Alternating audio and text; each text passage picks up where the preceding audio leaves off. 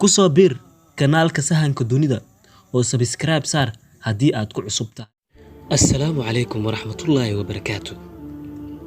muuqaalkeena maanta insha Allah waxaan kaga hadlaynaa sida ugu fudud ee qofka bini'aadinka uu u yeelan karo kalsooni. Marka ugu horeyso inuusan sameynin inuu isbarbar dhigo naftiisa dadka kale.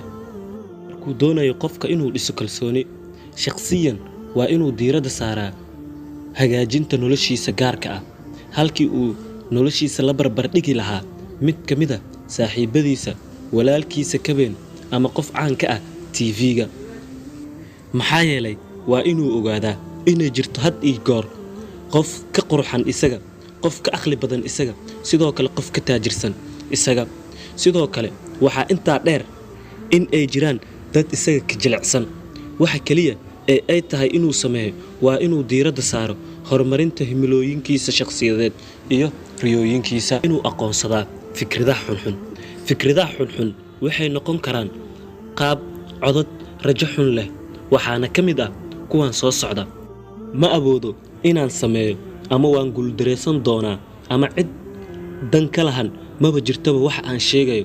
sidaas daraaddeed qofku waa inuu ka fogaado fikradahaasi oo uu bedelo isagoo u bedelayo fikrado togan, sababtoo ah waxay ka hor istaagayaan qofka inuu gaaro kalsoonida qadarinta sare, waxayna yareynayaan isqiimaantiisa. qofku waa inuu ka fikiraa awoodihiisa. qofku waa inuu eegaa awoodda qofka, goobta uu joogo, guulaha shakhsiyadeed iyo milicsiga nolosha hadda jirto. shakhsigu waa inuu ogaadaa fikradaha saaxiibadiisa isagoo u marayo waxa ay arkayaan xagga awooddiisa, meesha uu ka xooggan yahay iyo daciifnimadiisa. marka lagu daro eegidda caqabadaha iyo fursadaha uu wajihi karo. oo kale waa inuu qofku cunaa cunto fiican. cunnada wanaagsan waa cunno caafimaad leh oo ka qayb qaadata dheelitirnaanka qofka, waana in la qoondeeyaa waqtiga cuntada. sidoo kale waa inuu qofka sameeyaa jimicsi xoog leh isbuuciiba 3 jeer. qofku waa inuu samaystaa hadaf uu ku gaari karo guul.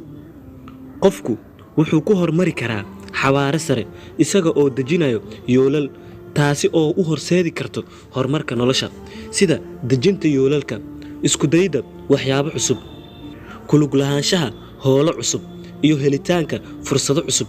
waxay kordhinayaan fursadahani guusha, sababtoo ah caqabadaha ugu weyn ee hortaagan guusha ayaa ah maskaxda qofka oo keliya.